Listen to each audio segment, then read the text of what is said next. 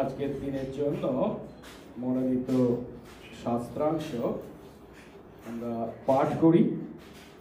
আজ প্রভু আমাদেরকে যে বাক্য দিয়েছেন তা লেখা আছে আদি পুস্তক 14 অধ্যায় 13 থেকে 16 পদে। আদি পুস্তক 14 অধ্যায় 13 থেকে 16 পদ। প্রভু তার বাক্যে বলেন, তখন একজন পলাতক ইব্রিয় অব্রামকে সমাচার দিল। ওই সময় তিনি ইস্কলের ভ্রাতা ও আনেরের ভাতা ইমরীয় মমরি এলন বনে বাস করিতেছিলেন এবং তাহারা অব্রামের সহায় ছিলেন। অব্রাম যখন শুনিলেন তাহার জ্ঞাতি ধৃত হইয়াছেন, তখন তিনি আপন গৃহজাত 318 জনকে অভ্যস্ত দাসকে লইয়া দান পর্যন্ত ধাবমান হইয়া গেলেন। পরে রাত্রিকালে আপন দাসদিগকে 2 দল করিয়া তিনি শত্রুগণকে আঘাত করিলেন এবং দম্বেশকের উত্তরে স্থিত হোবা পর্যন্ত তাড়াইয়া দিলেন এবং সকল সম্পত্তি আর আপন জ্ঞাতি লোট ও তাহার সম্পত্তি এবং স্ত্রীলোক দিগকে ও লোক সকলকে ফিরাইয়া আনিলেন। আমেন। প্রার্থনা করি। পবিত্র মঙ্গলময় স্বর্গস্থ পিতা, তোমার ধন্যবাদ করি যে প্রভু আমাদের জীবনে তুমি আরো একটি দিনকে যোগ করেছ। আর এই দিন প্রভু তোমার দিন, যেদিনে প্রভু আমরা তোমার নামে তোমার সন্তানরা সমবেতভাবে মিলিত হয়ে তোমার আরাধনা করার সুযোগ পেয়েছি। ও প্রভু, তুমি আরাধনা করার জন্য একটি সুন্দর স্থান দিয়েছ, সময় দিয়েছ এবং প্রভু আমরা একা নই, আমাদের সঙ্গে আছে অনেকে খ্রিস্টেতে আমাদের ভাই বোন, যাদের সঙ্গে প্রভু সবাই মিলে তোমার আরাধনা করার, তোমার প্রশংসা করার, তোমার বাক্য থেকে শিক্ষা করার সুযোগ আমরা পেয়েছি। প্রভু সমস্ত বিষয়ের জন্য তোমার ধন্যবাদ করি। সমস্ত ধন্যবাদ, প্রশংসা, গৌরব কেবল একমাত্র পাওয়ার ব্যক্তি তুমি। আর এখন প্রভু তুমি আমাদেরকে তোমার বাক্য দিয়েছ, সেই আদি পুস্তক 14 অধ্যায় 13 থেকে 16 পদ যে অংশ আমরা পাঠ করেছি, প্রভু সেই বাক্যের মাধ্যমে তুমি আমাদের প্রত্যেকের হৃদয়ে কথা বলো। সেদিন প্রভু লোটের প্রতি অব্রাম যে কাজ করেছিলেন, তাতে তিনি যার প্রতিরূপ অর্থাৎ যীশু খ্রিস্ট আমাদের জন্য যা করেছেন তাকেই তুলে ধরেছে। সেই সত্য উপলব্ধি করে আজ যেন আমরা তোমার প্রতি কৃতজ্ঞতায় এবং তোমার আদর্শে আমাদের জীবন যাপন করি, সেই আশীর্বাদ করো। সঙ্গে সঙ্গে থাকো, যিশু নামে এই প্রার্থনা চাই, আমেন। আমরা বসবো।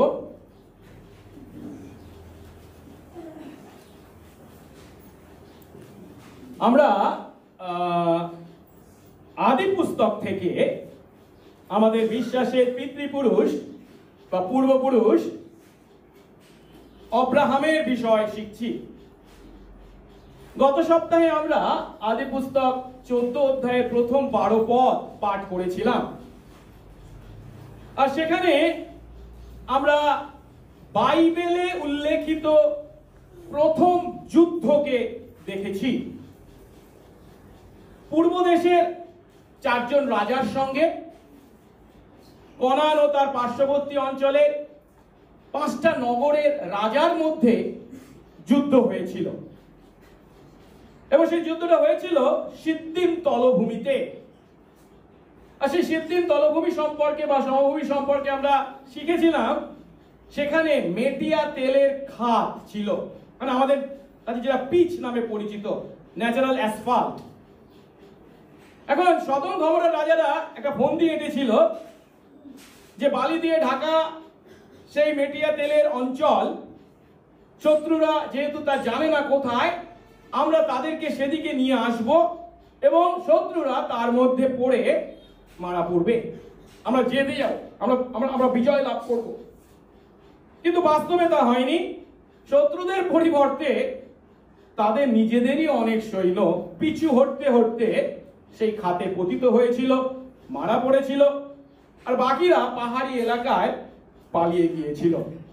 আর তখন ওই যে 4টি দেশের শক্তিশালী রাজা তাদেরকে আক্রমণ করেছিল, তারা এবং তাদের সৈন্যরা সদম ও গমোরার লোকদের সমস্ত সম্পত্তি ভক্ষ্যদ্রব্য লুট করে নিয়ে গিয়েছিল। এখন সেই সদম ও গমোরায় বাস করতেন কে? অব্রামের ভাইপো লোট। আর তাই সদমের সকলকে যেহেতু বন্দী করে নিয়ে গেছে, বাধ্য হয়েছেন লোটও সেই যুদ্ধ বন্দী হয়ে তাদের সঙ্গে যেতে। আজ আমরা তার পরবর্তী কয়েকটি পদ পাঠ করেছি, অর্থাৎ 14 অধ্যায় 13 থেকে 16 পদ।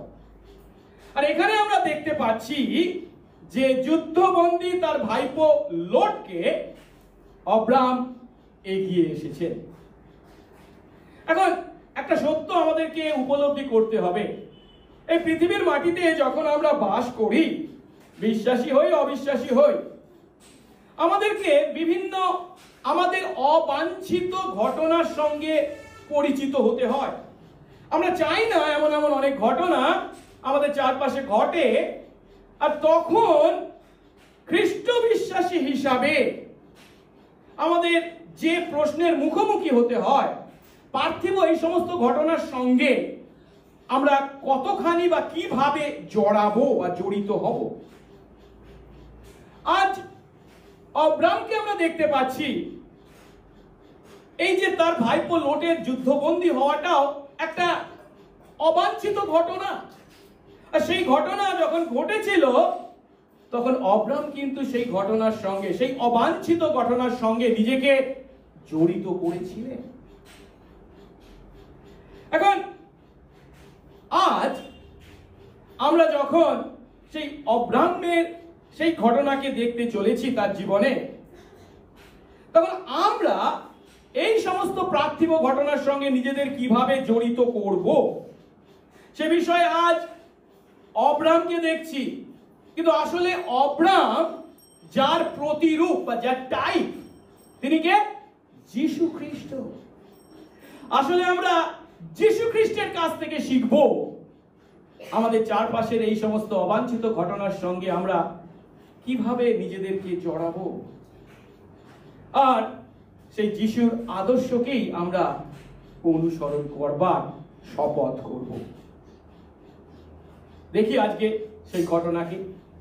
13 পদ বলা হয়েছে, তখন একজন পলাতক ইব্রিয় অব্রামকে সমাচার দিল, মানে খবর দিল কি না, ওই সময় অব্রাম কোথায় ছিলেন? ইমরীয় মমরির এলন বনে ইসকলের ভ্রাতা ও আনেরের সঙ্গে বাস করছিলেন। আর এরা কারা ছিল? এরা অব্রামের সহায় বা মিত্র বা বন্ধু ছিলেন। এর অর্থ, এর আগে আমরা দেখেছিলাম যে সেই 4 দেশের রাজার দ্বারা এই 5 নগরের রাজারা যখন পরাজিত হয়েছিল, তখন এই 5 নগরের পরাজিত সৈন্যদের মধ্যে অনেকেই পালিয়ে গিয়ে কোথায় আশ্রয় নিয়েছিল? পাহাড়ি অঞ্চলে, যেটা আমরা 10 পদে পেয়েছিলাম শেষ অংশে, অবশিষ্টেরা পর্বতে পলায়ন করিলে। তাই ধরা যেতে পারে যারা এই সদম গমোরার লোকদের মধ্যে যারা পালিয়ে গিয়ে সেই পাহাড়ে আশ্রয় নিয়েছিল, তাদের মধ্যে একজন ছিল যে কিনা লোটকে জানতো, এবং সে নিজের চোখে দেখেছে লোটকে যুদ্ধবন্দী করে নিয়ে যাওয়া হচ্ছে, তাকে, তার পরিবারকে বা তার সঙ্গে যা কিছু ছিল সমস্ত কিছু। এবং এই পলাতক ব্যক্তি আরো জানতো কি না, এই লোটের কাকা হলেন অব্রাম, আর অব্রাম হচ্ছেন যথেষ্ট ধনী ব্যক্তি এবং তার অনেক সুশিক্ষিত দেহরক্ষী বা বডিগার্ড আছে তার ঘরে। আর তাই তিনি বা এই পলাতক ব্যক্তি অব্রামকে লোটের যুদ্ধবন্দিত্বের কথা তাড়াতাড়ি খবর দিলেন। এখন অব্রাম যখন সেই খবর পেলেন, তখন আমাদেরকে একটা বিষয় উপলব্ধি করতে হবে। সেটা কি? অব্রাম যদিও প্রথমে নিজে থেকে এই যুদ্ধে অংশ নেননি, কিন্তু তিনি যখন নিজের ভাইপোর যুদ্ধবন্দী হওয়ার দুঃসংবাদ পেলেন, তখন তিনি তাকে অর্থাৎ লোটকে উদ্ধার করতে সেই যুদ্ধের সঙ্গে জড়িয়ে পড়লেন। এখন সেই সময় অবশ্যই আজকের দিনের মতো উন্নত মানের তথ্য প্রযুক্তি বা যোগাযোগ ব্যবস্থা ছিল না। আমাদের থেকে কত দূর দেশে ইউক্রেনে যুদ্ধ হচ্ছে রাশিয়ার সঙ্গে, বা ইসরায়েলের সঙ্গে যুদ্ধ হচ্ছে ঘামার, কিন্তু এখন আমরা প্রতিদিন কয়েক সেকেন্ডের মধ্যে সমস্ত খবর পাচ্ছি। তখনকার দিনে এত উন্নত মানের তথ্য প্রযুক্তি বা যোগাযোগ ব্যবস্থা যদিও ছিল না, কিন্তু এই যে চারজন শক্তিশালী রাজা এই 5 নগরের বিরুদ্ধে যুদ্ধ করেছে এবং তার আগে অন্যান্য জাতিদেরকে জয় করেছে, এটা বড় যুদ্ধ হয়েছিল। এখন এত বড় যুদ্ধ যদি হয়ে থাকে, অব্রাম কনানে বাস করছেন যখন, তিনি কি সেই খবর জানতেন না? অবশ্যই জানতেন।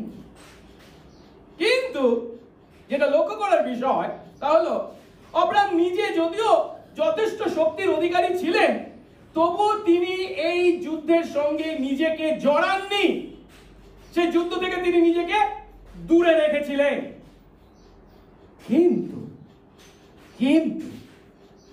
যে যুদ্ধ থেকে তিনি নিজেকে জড়িয়ে দূরে রাখতে চেয়েছিলেন, জড়াতে চাননি, সেই যুদ্ধের ফলস্বরূপ যখন তার ভাইপো, তার আত্মীয় যুদ্ধবন্দী হয়েছে, বিপদে পড়েছে, তা শুনে কিন্তু তিনি নিজেকে দূরে সরিয়ে রাখতে পারেননি। তিনি সেই যুদ্ধের সঙ্গে নিজেকে জড়িত করেছে। কিন্তু এই কাজটা করা কি অব্রামের পক্ষে খুব সহজ ছিল? না। কেন? আমি দুটো কারণের কথা বলতে পারি।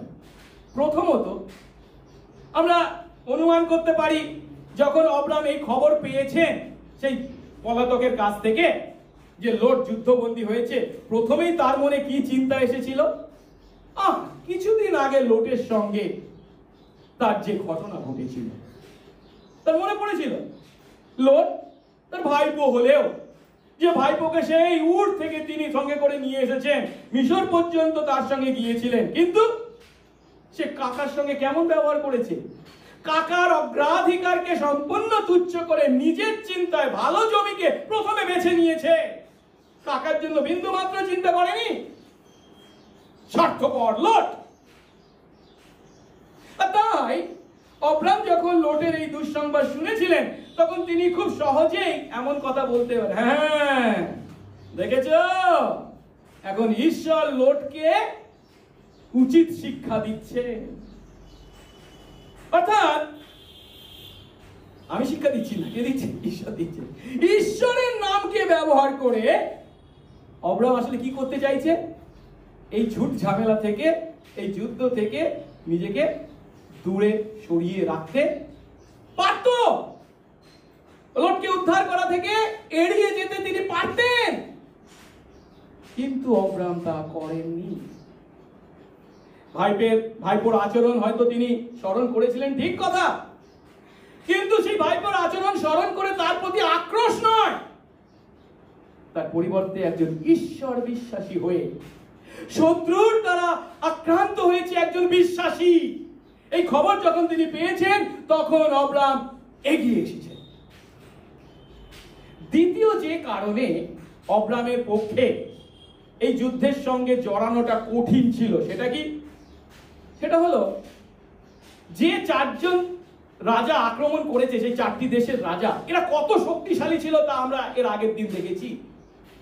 অন্যান্য জাতিদেরকে শুধু জয় করা নয়, এই 5টা নগরকে কিভাবে জয় করেছে তারা প্রচুর শক্তি বা ক্ষমতার অধিকারী ছিল। আর তার মানে তাদের বিরুদ্ধে যুদ্ধ করতে যাওয়া মানে কি বিরাট ঝুঁকি নেওয়া। এখন সেই ঝুঁকির কথা চিন্তা করে অব্রাম অবশ্যই নিজেকে আড়াল করতে পারতেন, তাই নয় কি? তিনি বলতে পারতেন, ওই সমস্ত শক্তিশালী রাজার বিরুদ্ধে আমার সামান্য এই কয়েকজন যোদ্ধা কি কিছু করতে পারে? কিছুই নয়। তাই তাদের বিরুদ্ধে যুদ্ধে যাওয়াটা হবে কি সম্পূর্ণ বোকার কাজ। কিন্তু লক্ষ্য করার বিষয় কি জানেন, অব্রাম এমন যুক্তির দোহাই দিয়ে ভয়ে পিছু হটেননি, পরিবর্তে ঈশ্বরে বিশ্বাস রেখে তার ভাইপোকে উদ্ধার করতে সেই সমস্ত শক্তিশালী রাজার বিরুদ্ধে এগিয়ে গিয়েছে। আর এর মাধ্যমে অব্রাম অন্যায়ের বিরুদ্ধে প্রতিবাদ জানিয়েছেন। কারণ ওই সমস্ত 4টি দেশের বিদেশি রাজা যেভাবে তাদের সৈন্যদের মাধ্যমে আক্রমণ করেছে, অবরোধ করেছে, লুটতরাজ করেছে, যার ফলস্বরূপ সাধারণ মানুষ তা অত্যাচারিত হয়েছে, সেই অত্যাচারিতের মধ্যে লোট তার জ্ঞাতি পর্যন্ত বর্তমান। অব্রাম সেই অত্যাচারের বিরুদ্ধে প্রতিবাদ জানাতে মারাত্মক ঝুঁকির কাজ হলেও তাতে অংশ দিতে দ্বিধা করেননি। একথা সত্য যে অব্রামের এই সমস্ত শত্রুর সংখ্যা প্রচুর ছিল, তাদের শক্তি অব্রামের তুলনায় অনেক বেশি ছিল। তবু অব্রাম কিভাবে তাদের বিরুদ্ধে যুদ্ধে যেতে পারলেন? তার একটাই কারণ, অব্রাম তার বিশ্বাস জীবনের দ্বারা একটা সত্য উপলব্ধি করেছেন। সেই সত্যটা কি? কেবল শক্তি আর সংখ্যা দিয়েই যুদ্ধে জয়লাভ করা যায় না। কেন? সদাপ্রভু কি বলেন? প্রথম সমুয়েল 14:6 প্রভু বলেন, অনেকের দ্বারা হোক কি অল্পের দ্বারা হোক নিস্তার করতে সদাপ্রভুর কোনো বাধা নেই, প্রতিবন্ধক নেই। তিনি অল্প সংখ্যক দিয়েও যেমন জয়লাভ করতে পারেন, আবার বেশি সংখ্যক সৈন্য দিয়েও জয়লাভ করতে পারে। সংখ্যাটা গুরুত্বপূর্ণ নয়। এবং মানুষের শক্তি বা মানুষের সংখ্যা থেকেও গুরুত্বপূর্ণ বিষয় কি?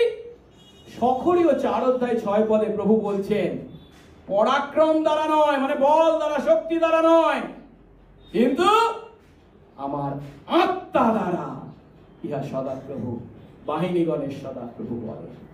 প্রভু তার আত্মা দ্বারা সেই জয় আমাদের দিয়ে থাকে। অব্রাম তো জানতেন, অব্রাম তো উপলব্ধি করেছেন, আর তাই তার ভাইপোকে উদ্ধার করতে এগিয়ে যেতে তিনি পিছপা হননি। যদিও যুক্তির দিক থেকে, মানুষের জ্ঞান থেকে এটা ছিল সম্পূর্ণ বোকার কাজ। আজ আমরা একই ধরনের পরিবেশ ও পরিস্থিতির পৃথিবীতে বাস করছি। অব্রামের সময়কার পৃথিবী আর আমাদের সময়কার পৃথিবী যে আলাদা তা নয়। কারণ এই পৃথিবীতে, আজকের এই পৃথিবীতে বিভিন্ন মন্দ বিষয়ের মোকাবেলা করতে ও লড়াই করতে খ্রিস্ট বিশ্বাসী যদি আমরা হয়ে থাকি, আমাদেরকে তিনি আহ্বান করেছেন। কিন্তু সত্য কি জানেন?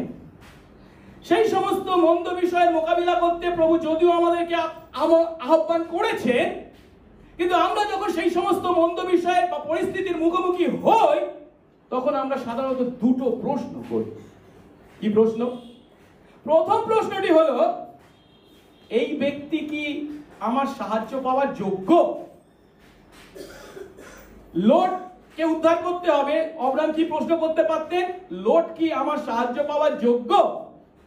আর দ্বিতীয় প্রশ্নটি হচ্ছে, আমি কি কোনো ঝুঁকি বা ঝামেলা ছাড়া তাকে সাহায্য করতে পারি? অর্থাৎ আপনাকে চিন্তা করতে হবে কি, লোটকে যদি আমি সাহায্য করি তার জন্য আমাকে কোনো ঝুঁকি নিতে হবে না তো, ঝামেলার মধ্যে পড়তে হবে না তো? আজ অব্রাম এই ধরনের চিন্তা বা প্রশ্ন যদিও করেননি, আমরা করে থাকি। 1 নম্বর, এই ব্যক্তি কি আমার সাহায্য পাওয়ার যোগ্য? এখন দ্বিতীয় প্রশ্নটা কি, আমি কি এই সাহায্যের দ্বারা কোনো ঝুঁকি বা ঝামেলায় পড়বো না তো? এখন এই দুটো প্রশ্নেরই উত্তর যদি হ্যাঁ হয়, হ্যাঁ এই ব্যক্তি আমাদের সাহায্য পাওয়ার যোগ্য এবং একে সাহায্য করে আমাকে কোনো ঝুঁকি নিতে হবে না বা ঝামেলায় পড়তে হবে না, তাহলে কি আমরা আনন্দ সহকারে সাহায্য করতে এগিয়ে যাই। কিন্তু এই দুটো প্রশ্নের উত্তরই যদি না হয়, কিংবা দুটোর মধ্যে একটা, যে কোনো একটার যদি উত্তর না হয়, তখনই আমরা কিন্তু সাহায্য করার হাত গুটিয়ে নিই। অর্থাৎ দেখা যাচ্ছে এ সাহায্য পাওয়ার যোগ্য নয়, তাহলে আমি সাহায্য করবো না। কিংবা একে যদি সাহায্য করি আমাকে ঝুঁকি নিতে হবে, ঝামেলায় পড়তে হবে, তাহলে কি আমি সাহায্য করবো না। আর দুটোরই যদি না হয় আরো বেশি করে করবো না। আমি যে কথাগুলো বলছি এটা কি খুবই অবাস্তব? বাস্তব দৃষ্টিকোণ থেকে যদি আমরা চিন্তা করি, সত্যিই আমরা তা করে থাকি। বিশ্বাসী হয়েও আজও আমরা তা করে চলেছি। যখন আমাদের কাছে কাউকে সাহায্য করবার সময় উপস্থিত হয়, দরিদ্রদেরকে ত্রাণ সাহায্যের কথাই আমরা চিন্তা করে দেখুন। প্রথমে আমরা কি প্রশ্ন করি? ওকে সাহায্য করা ভালো কথা, কিন্তু ও কি সাহায্য পাওয়ার যোগ্য? 2 নম্বর, ওকে সাহায্য করলে কি আমাকে কোনো ঝুঁকি নিতে হবে, ঝামেলার মধ্যে পড়তে হবে? এখন আমরা যদিও এই ধরনের প্রশ্ন করে থাকি, কিন্তু অব্রাম এমন চিন্তা করেননি, এমন প্রশ্ন করেননি। কেন? এই দুটি প্রশ্নেরই উত্তর কি অব্রামের ক্ষেত্রে? না। লোট অব্রামের দ্বারা উদ্ধার পাওয়ার যোগ্য ছিল কি? কদিন আগে টাকার সঙ্গে কি ব্যবহার করেছে সে, স্বার্থপরতার চূড়ান্ত নমুনা। অব্রামের সাহায্য পাওয়ার যোগ্য না। এবং অব্রাম ভালো করেই জানে তাকে সাহায্য করা মানে কতখানি মারাত্মক ঝুঁকি নেওয়া, কতখানি মস্ত বড় বিপদের সঙ্গে জড়িয়ে পড়া। এই পরিস্থিতিতে লোট তার সাহায্য পাওয়ার যোগ্য কি না, বা অব্রামকে ঝুঁকি নিতে হবে কি না, অব্রাম কিন্তু সেই প্রশ্ন করেননি। তার পরিবর্তে অব্রামের কাছে সব থেকে গুরুত্বপূর্ণ বিবেচনার বিষয় কি ছিল? লোট হলো অব্রামের জ্ঞাতি বা আত্মীয়। যে কথা 14 পদের প্রথমেই বলা হয়েছে, অব্রাম যখন শুনলেন তার জ্ঞাতি, তার আত্মীয় যুদ্ধবন্দী হয়েছে। আমাদের বাংলা অনুবাদে যদিও জ্ঞাতি বা আত্মীয় বলা হয়েছে, বেশিরভাগ ইংরেজি অনুবাদেও কিংসম্যান বলা হয়েছে, মানে আত্মীয়ই বলা হয়েছে। কিন্তু আমরা যদি অরিজিনাল হিব্রু ভাষার বাইবেল দেখি, সেখানে কিন্তু যে শব্দটি ব্যবহার করা হয়েছে, ভাইপোও নয়, জ্ঞাতিও নয়, কিন্তু কি লোটকে অব্রামের ভাই বলা হয়েছে। আমি ইন্টারলিনিয়ার দেখছিলাম, আর সেখানে দেখলাম এই হিব্রু ভাষাটা লেখাটা হয় কি ডান দিক থেকে বাঁ দিকে হয়। হ্যাঁ, আপনারা হিব্রু পড়তে পারবেন না, কিন্তু ইংরেজি মোটামুটি পড়তে পারবেন তো। কি বলা হয়েছে? and when he heard Abram that was taken captive, K? his brother। লোটকে কি বলে পরিচয় দেওয়া হয়েছে হিব্রু ভাষায়? তার ভাই বলে। অর্থাৎ অব্রাম যখন তার ভাইকে এই যুদ্ধবন্দী হওয়ার খবর পেয়েছেন, তখন তিনি অন্য কোন প্রশ্নের প্রয়োজন নেই, সে পাওয়ার যোগ্য কিনা, কিংবা তাকে সাহায্য করার মাধ্যমে আমি ঝুঁকি নেব কিনা, বিপদে জড়িয়ে পড়বো কিনা, তার প্রশ্ন করার দরকার নেই। তার ভাইকে সাহায্য করবার জন্য অব্রাম তার নিজের হাতে অস্ত্র তুলে নিয়েছেন বা তুলে নিতে বাধ্য হয়েছে। আর অব্রাম যখন এই কাজটা করছে, তখন একটা বিষয় খুব পরিষ্কার, কি? ঈশ্বর ইতিমধ্যেই তার প্রতিজ্ঞা দ্বারা কি বলেছেন? এই দেশ, এই কনান আমি তোমাকে এবং তোমার বংশধরদেরকে দিয়েছি। হ্যাঁ কি না? অবশ্যই করেছেন তো। তাহলে এই দেশের মালিক কে? এই দেশের অধিপতি কে? অব্রাম। তাহলে কি তার উচিত ছিল না যখন এই যুদ্ধ হচ্ছিল সেই দেশের উপর তার অধিকার কায়েম করবার জন্য নিজের হাতে অস্ত্র তুলে নেওয়া? তাই প্রথমেই কি বলে শুরু করেছি? অব্রাম প্রথমে এই যুদ্ধের সঙ্গে নিজেকে জড়াননি। অর্থাৎ যে দেশ ঈশ্বর তাকে দিয়েছেন, যে দেশের উপর তার অধিকার, সেই দেশের উপর অধিকার কায়েম করতে যখন তিনি নিজে হাতে অস্ত্র তুলে নেননি, তখন কিন্তু অব্রামের বংশধর লোট যখন আক্রান্ত হয়েছে, যুদ্ধবন্দী হয়েছে, তাকে সাহায্য করতে তিনি অস্ত্র হাতে তুলে নিয়েছেন। কেন? কারণ অব্রাম জানে আমি ঈশ্বর নিযুক্ত এই দেশের অধিপতি।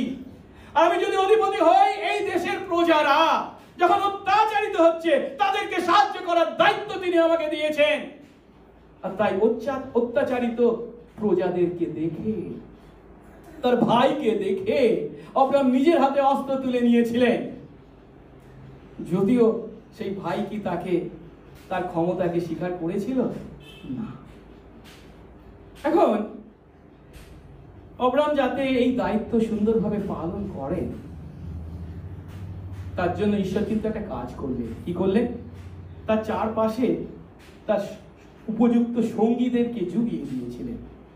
13 পদের শেষ অংশে বলা হয়েছে কি, ওই সময়ে অব্রাহাম কোথায় ছিলেন? ইমরীয় মমরির এলন বনে ইশকলের ভাই আনেরের সঙ্গে বাস করছিলেন, এবং তারা ছিল কে? অব্রাহামের বন্ধু। তার মানে 3 জন বন্ধুর নাম উল্লেখ করা হয়েছে, মমরি, ইশকল আর আনের। এই 13 পদে এই কথাগুলো খুব একটা খুব কষ্ট নয়, যদিও 24 পদে কিন্তু এই 3 জনকে খুব স্পষ্ট করে বলা হয়েছে। 24 পদের শেষ অংশে যে সমস্ত ব্যক্তি আমার সঙ্গে গেছিলেন, অব্রাহাম বলছে কারা গেছিলেন? আনের, ইশকল ও মমরি। অর্থাৎ ঈশ্বর অব্রাহামকে এই যুদ্ধে অংশগ্রহণ করবার জন্য, তার ভাইকে রক্ষা করবার জন্য যাতে এগিয়ে যায়, তার জন্য তিনি ব্যবস্থা করে রেখেছেন। তার সঙ্গে কি 3 জন সঙ্গীকে দিয়েছেন, এবং ধরা যেতে চায় তাদের সঙ্গেও বা তাদের ঘরেও অনেক গৃহ কি বলে রক্ষাকারী রক্ষীরা ছিল, যেমন অব্রাহামের নিজে ছিল। অব্রাহাম তখন কি করলেন? এরপর আমরা 14 থেকে 16 পদ দেখি। বলা হচ্ছে, অব্রাহাম যখন শুনলেন তার জ্ঞাতি বন্দী হয়েছে, তখন তিনি তার গৃহের 318 জন অভ্যস্ত দাসকে, আমাকে একটু ক্ষমা করবেন, গত রোববার যখন আমি প্রচার করেছিলাম ভুল করে মনে আমি 164 বলেছিলাম, ওটা 318 হবে। 318 জন অভ্যস্ত দাসকে সঙ্গে নিয়ে দান পর্যন্ত ধাবমান হলেন। পরে রাতে তার দাসদের 2 দলে ভাগ করে তিনি শত্রুদের আঘাত করলেন, এবং দম্বেশকের উত্তরে অবস্থিত হোবা পর্যন্ত তাদের তাড়িয়ে দিলেন। ফল কি হলো? না, সকল সম্পত্তি, তার জ্ঞাতি লোট এবং তার সম্পত্তি ও স্ত্রীলোকদের ও লোক সকলকে তিনি ফিরিয়ে আনলেন। অর্থাৎ খুব ছোট্ট করে এই যুদ্ধে অব্রাহাম কিভাবে গেলেন এবং জয় করে ফিরে আসলেন খুব কয়েকটি কথায় মাত্র বর্ণনা করা হয়েছে। তার বডিগার্ড হিসাবে তার ঘরে ছিল কতজন? 118 জন সুশিক্ষিত যোদ্ধা। আবার ভুল বললাম, 318 জন। 318, এই সংখ্যা আমার শুধু ভুলিয়ে যায়, জানি না কেন। 318 জন সুশিক্ষিত যোদ্ধা তাদেরকে সঙ্গে নিয়েছে, এবং যে 3 জন বন্ধুর কথা একটু আগে বলা হয়েছে, তাদেরকে এবং তাদের ঘরেও যারা ছিল তাদেরকে তিনি সঙ্গে নিয়েছেন। এবারে তিনি একটা যুদ্ধের নীতি স্থির করেছেন। কি করেছেন? তার দাসদেরকে 2 দলে ভাগ করেছেন। অর্থাৎ এক দলে আক্রমণ হবে না, 2 দিক থেকে আক্রমণ করা হবে, এবং তাদের অপ্রস্তুত থাকা এমন সময় এমনভাবে আক্রমণ করা হয়েছে, এবং ঈশ্বর যেহেতু তাদের সহবর্তী ছিলেন, তারা তাদেরকে তাড়িয়ে দিতে সক্ষম হয়েছেন। আর যখন তারা, অর্থাৎ যারা এই আক্রমণ করেছিল, সেই 4 জন দেশের রাজা এবং তার যে সৈন্যরা ছিল, তারা যখন পালিয়ে গেছে, তখন তারা রেখে গেছে কাদেরকে? লোট এবং লোটের ন্যায় যারা যুদ্ধবন্দী হয়ে গিয়েছিল তারা। তাই লোট এবং তার পরিবারের সমস্ত বন্দীকে এবং তাদের সম্পত্তি উদ্ধার করা সম্ভব হয়েছিল।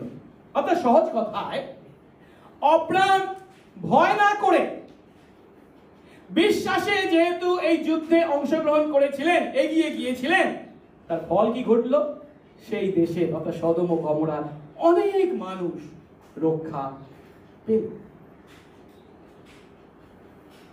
এবং খ্রিস্ট বিশ্বাসী আমরা এই জাগতিক যুদ্ধের কথা বলেই কি শেষ করব?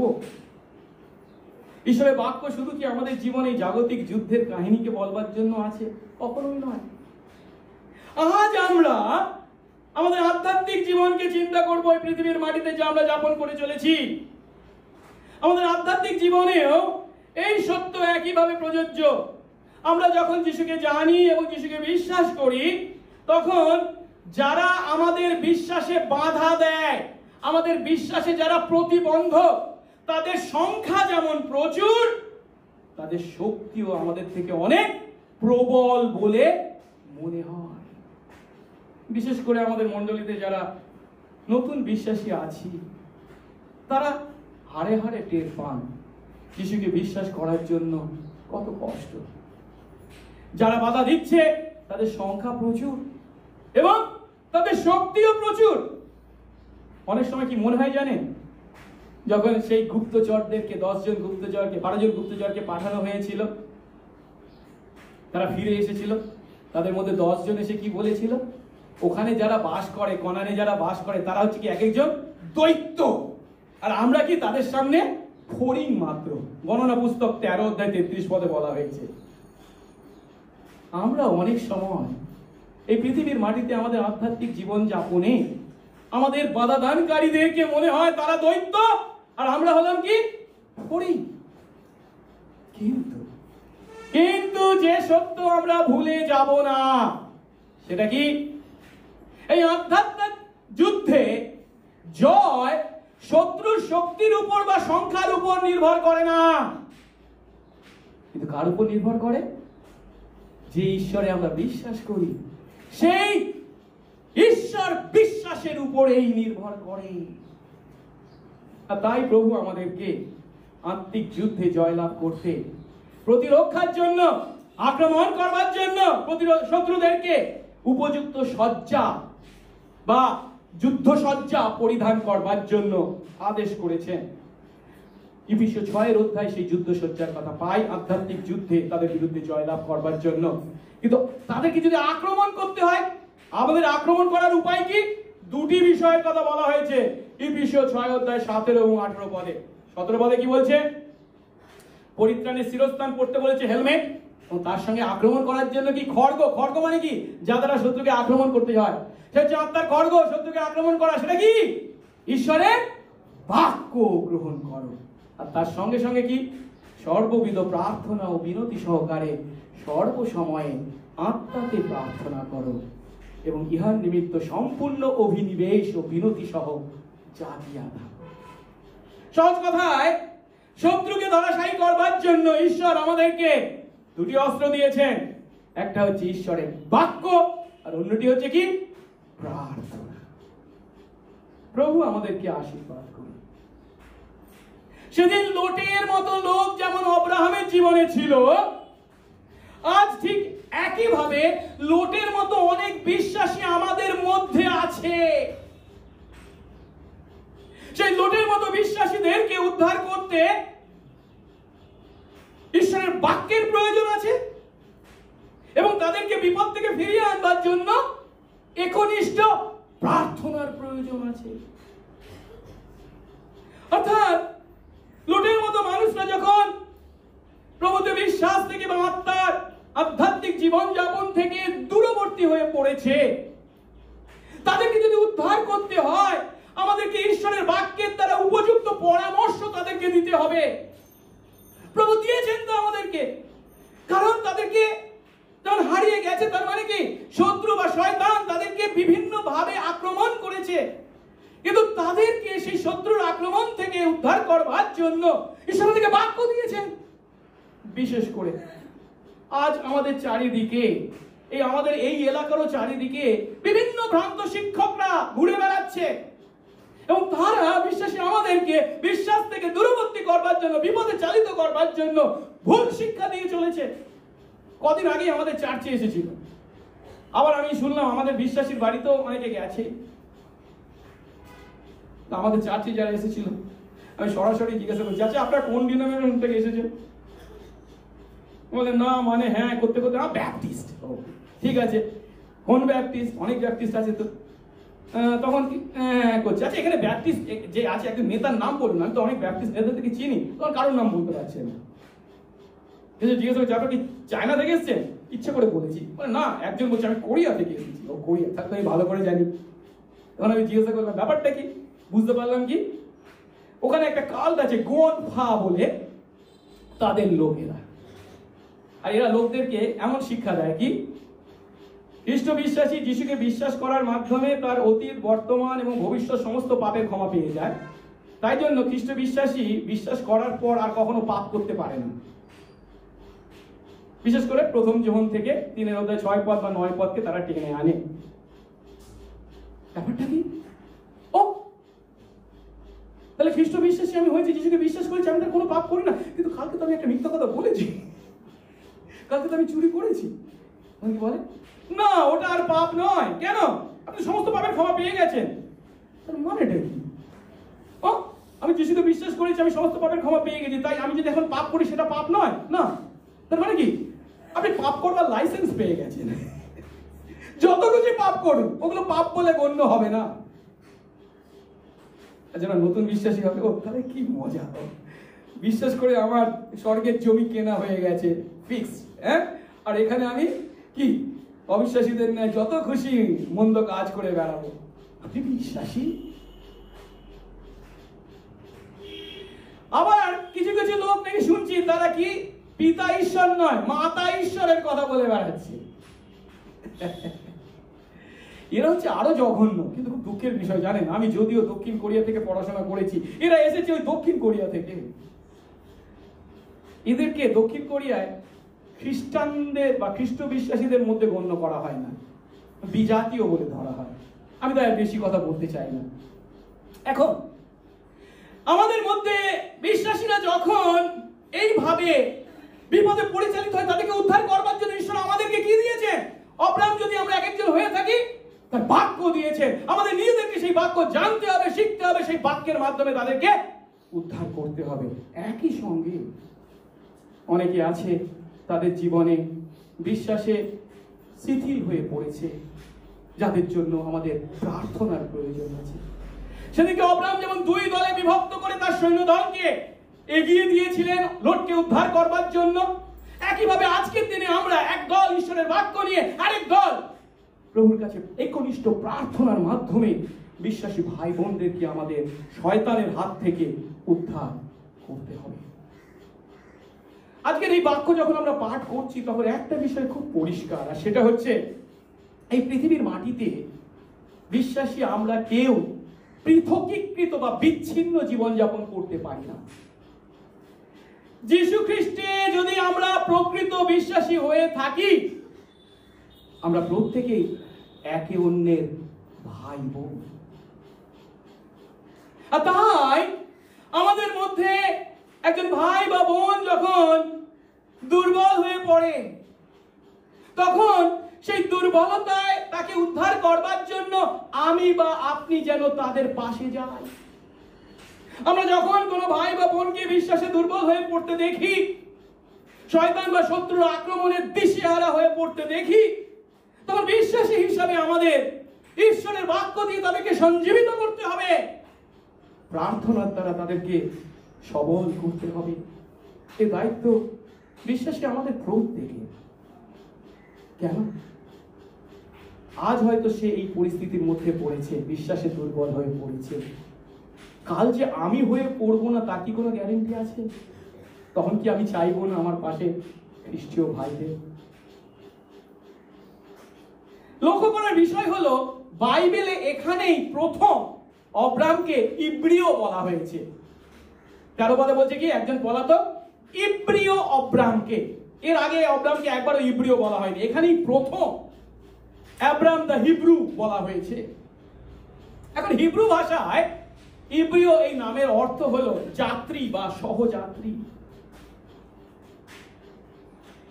বিশ্বাসী আমরা প্রত্যেকেই এই পৃথিবীর মাটিতে প্রবাসী বা যাত্রী। তাই আমাদের সর্বদা আমাদের সহযাত্রীদের সাহায্য করতে হবে, উদ্ধার করতে হবে। আর লক্ষ্য করার বিষয় হলো লোট যখন ব্যক্তিগত পছন্দ করে সদম ও গমরার জাগতিক সমৃদ্ধি এবং মানসিক কামনা বাসনাকে অগ্রাধিকার দিয়েছিল, সদমকে বেছে নিয়েছিল, তখন কাকা হয়ে অব্রাহাম যদি তাকে বাধা দিত কি সমস্যা ছিল? লোট অব্রাহামকে ভুল বুঝতো। আপনি আপনার স্বার্থপর ইচ্ছা চরিতার্থ ভালো জায়গাটা নিজে নেওয়ার জন্য আমাকে দিয়ে দিচ্ছেন না, তাই তো?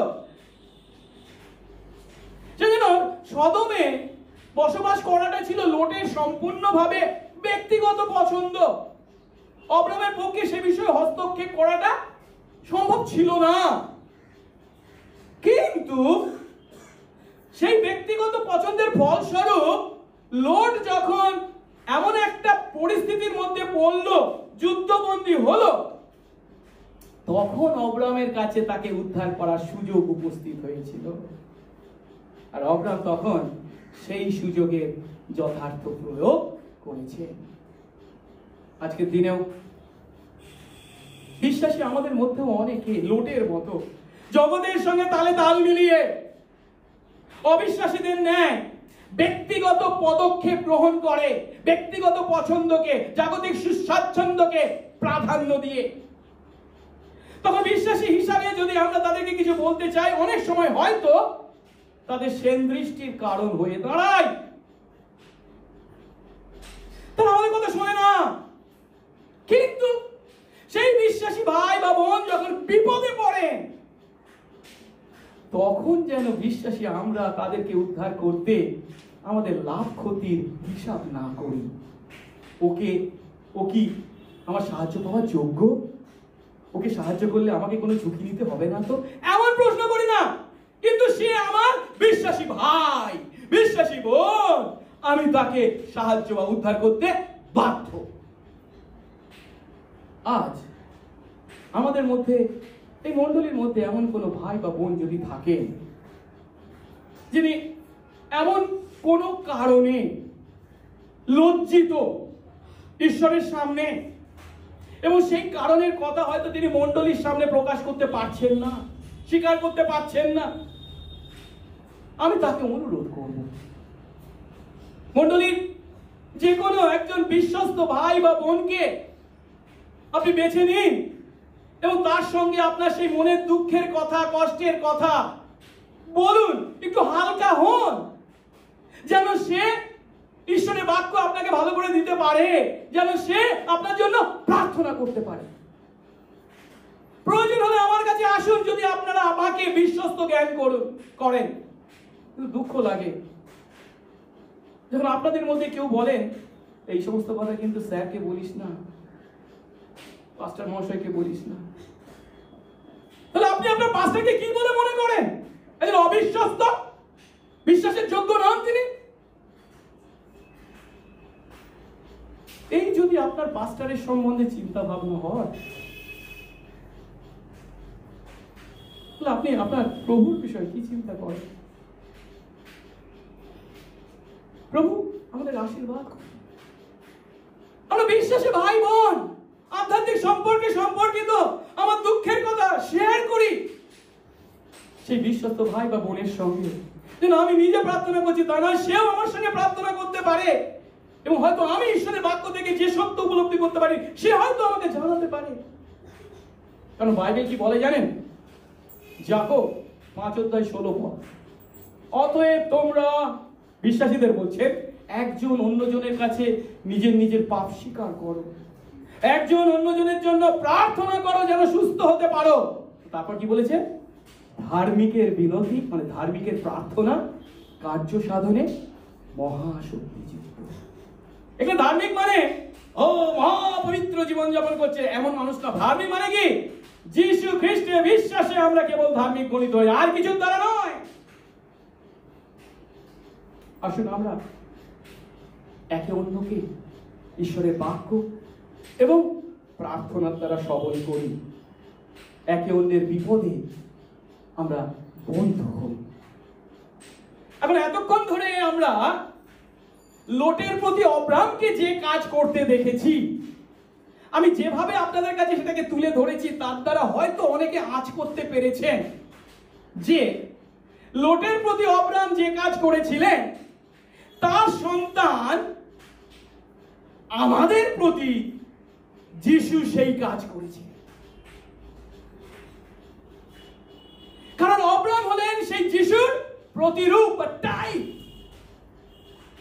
অব্রাম লোটের প্রতি সামান্য আকারে যে কাজ করেছেন, বিস্তৃত আকারে, অনন্ত চূড়ান্ত আকারে যিশু তার সন্তান আমাদের প্রতি করতে চলেছে।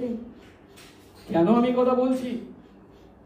যিশু যদি চাইতেন তিনি সেই স্বর্গের সিংহাসনে চিরকাল আসীন থাকতে পারতেন।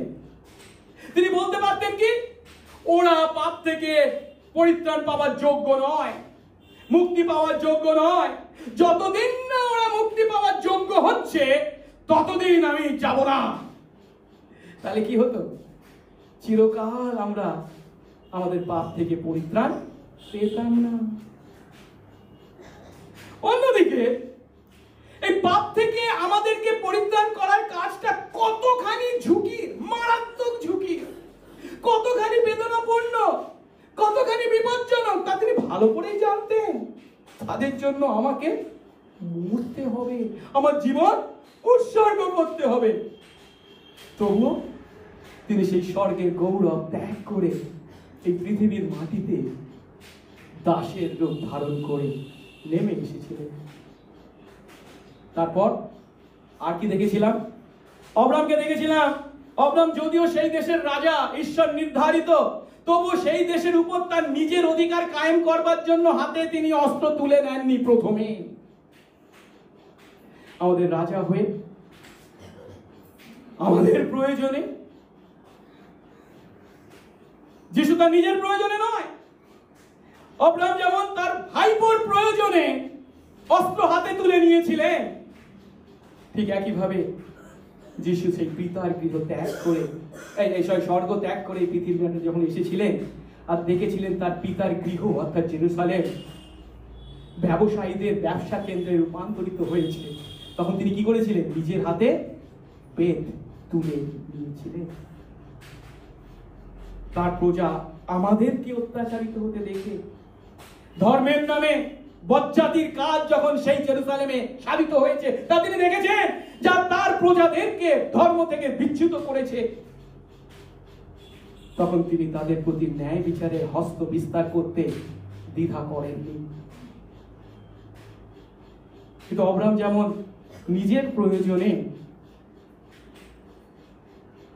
যুদ্ধে অংশগ্রহণ করেননি, যিশু তার নিজের প্রয়োজনের সময়ে তার শিষ্যদেরকে অস্ত্র ত্যাগ করতে বলেছিলেন। শিষ্যরা বলেছিল, কি খড়গ আমরা আমাদের সঙ্গে নেব? পিতর নিজে বের করেছিল, কান কেটেছিল, কি হয়েছিল? হাপে রেখে দাও। তো নিজের প্রয়োজনের সময় তিনি তার শিষ্যদেরকে অস্ত্র ত্যাগ করতে বলেছিলেন।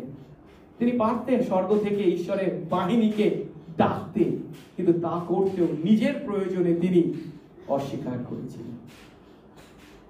কিন্তু অব্রাহামকে কি লোট স্বীকার করেছিল? তাকে মর্যাদা দিয়েছিল? না।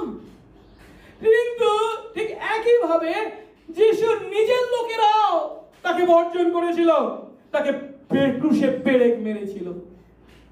যদিও সেই ক্রুশের মাথায় কি লেখা ছিল? এই ব্যক্তি নাসরতীয় যিশু, ইহুদিদের রাজা। কিন্তু তাকে তারা স্বীকার করেছিল।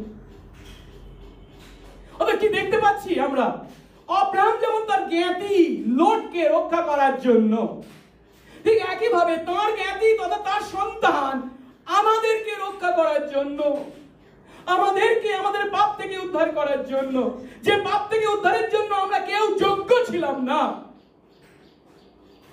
তিনি আসলেন আমাদের জন্য। তিনি সেই ক্রুশের উপর মারাত্মক মৃত্যু বা বেদনা ভোগ করলেন, আর এর দ্বারা আমাদের প্রতি তার প্রেমের মাহাত্ম্য যেমন প্রকাশ পেয়েছে, অন্যদিকে এই অযোগ্য আমাদেরকে পাপ থেকে যে তিনি উদ্ধার করেছেন সেই সত্য প্রকাশ পেয়েছে।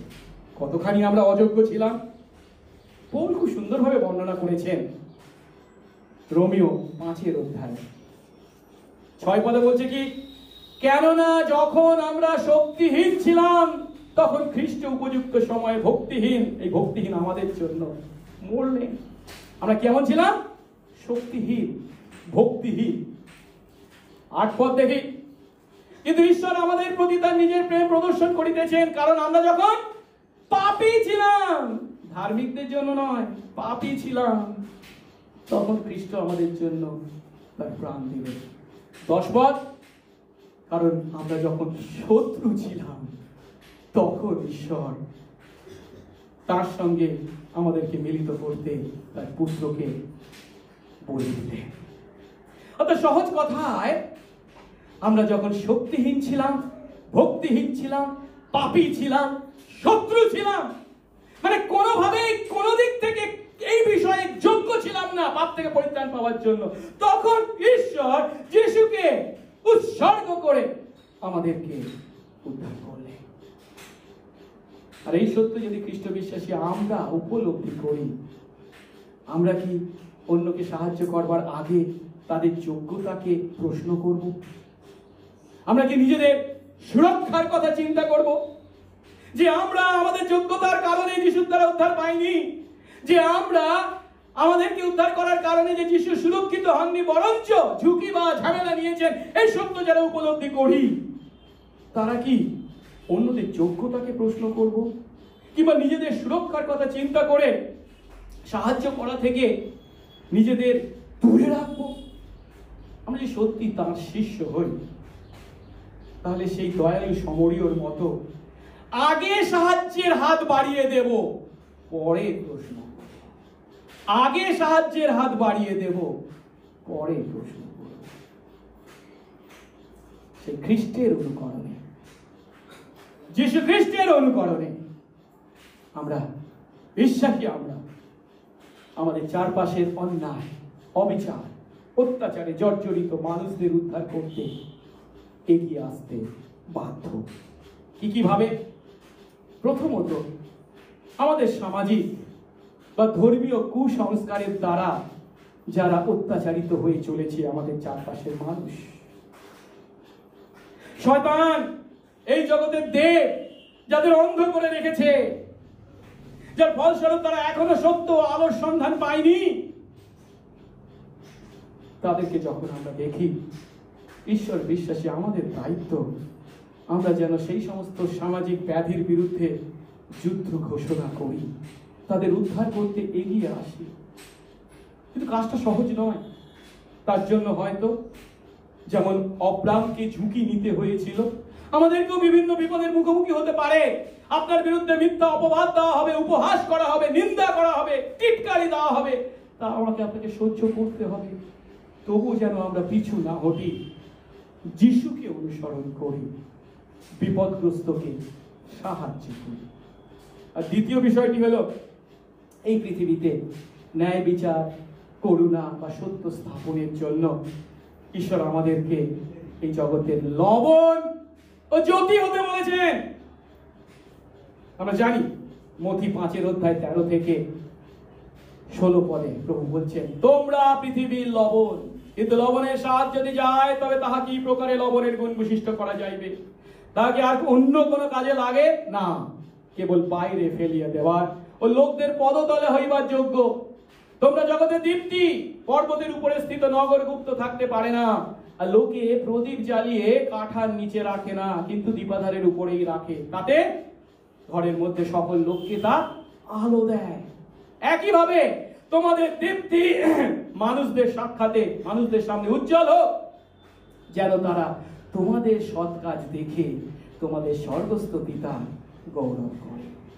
এর অর্থ, লবণ হিসাবে এই পৃথিবীর মাটিতে আমাদেরকে এই সামাজিক পচন রোধ করবার দায়িত্ব তিনি আমাদেরকে দিয়েছেন, এবং তাদের মাঝে খ্রিস্টের আস্বাদ যেন আমরা বহন করি, সেই দায়িত্ব দিয়েছেন। অন্যদিকে জ্যোতি হিসাবে তিনি আমাদেরকে আমাদের সৎ কাজের দ্বারা লোকে যাতে ঈশ্বরকে চেনে, জানে এবং তার গৌরব করে, সেই সুযোগ দিয়েছে। অতএব আমাদের চারপাশের মানুষদের দুর্দশা যখন আমরা দেখি, অব্রাহাম যেমন লোটের দুর্দশা দেখেছিল, আমরা যেন হাত কুটিয়ে বসে না থাকি। আমাদেরকে এই সমস্ত অবাঞ্ছিত বিষয়ের সঙ্গে জড়িত হতে হবে যদি আমরা খ্রিস্ট বিশ্বাসী হয়ে থাকি।